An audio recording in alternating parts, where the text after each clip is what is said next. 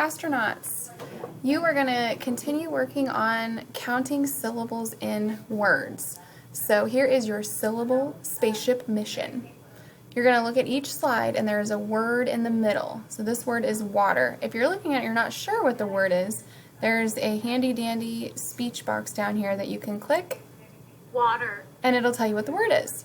So we're going to count the syllables in each word. So one way you can do that is to quietly clap or maybe to tap on your desk. So let's do water. Oh, I clapped twice, so I think there are 2 syllables in this word.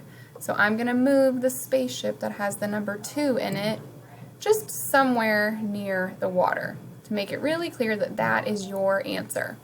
Okay, then you can move on and do the next word, ladybug, can, lemonade, picnic, and that's it.